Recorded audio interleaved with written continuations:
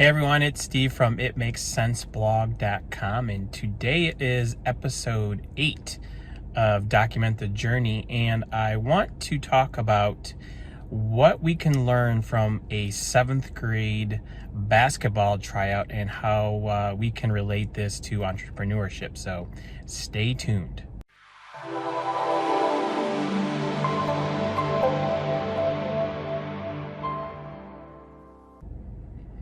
So as you can tell, I'm in my car and I am waiting for my youngest, his name's Joshua, to come out of basketball practice. Today is actually his first day. Now, I have to tell a little backstory. He is not gifted with height because unfortunately I am not as well. I am maybe all of 5'8" if I'm standing up absolutely straight.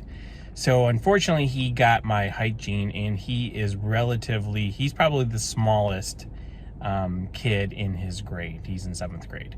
But he, a couple years ago, had this passion for basketball, and I do not. So he, when I was in 7th grade, I tried out for the basketball team on a whim, didn't make it, and that was the end of my basketball career. But for some reason, he's really picked it up, where I was more of a football player and a track person. He is and a baseball person, which is what my oldest does. And I also play golf, which my oldest does. So my oldest has taken a little bit more of my bent, but my youngest, those sports are too slow for him. He likes the action of like soccer and basketball, but basketball for sure. So he started like studying all the NBA teams. His favorite team's the Lakers, even though we live in Detroit, so go figure.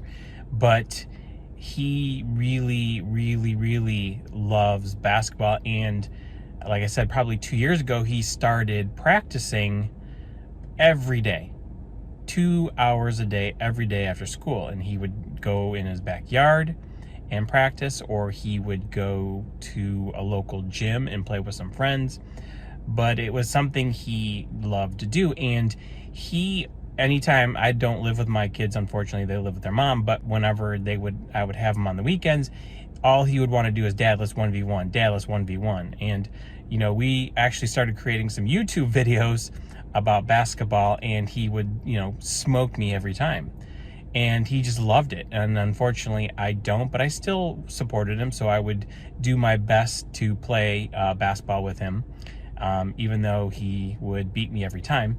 But he would continue to practice, and he got into a league, and he would play games. And there were some games he did really well, and there were some games where he just didn't do as well. But I always told him, I said, listen, I don't care if you make every shot that you take. I don't care if you make a mistake. All I care about, and I think all the coaches care about, is that your attitude, are you coachable, and are you hustling?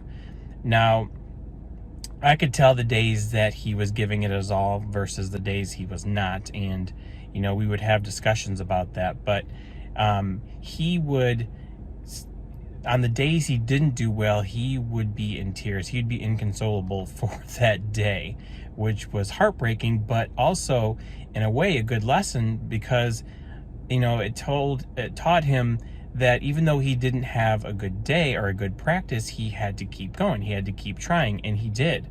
And so he kept playing, got better and better and better, worked on his hustling, worked on his, he's really fast. So the coaches noticed this. Now, a week ago, this all led up to a basketball tryouts. For the first time, he could try out for his 7th grade team, and there were about 60 kids, but they only take 15. Now, he tried out 3 days worth of tryouts, and the good news is he made the team. Because if he didn't, one, I wouldn't want to have to deal with him, because he would have been completely inconsolable and completely heartbroken. But 2, he put in so much work. And I think the lesson for us all is, here's a 7th grader who had a passion for something, did what most other kids weren't willing to do, which was practice and get better and play and push through the bad games and not give up, even though he had his his height disadvantage, if you will.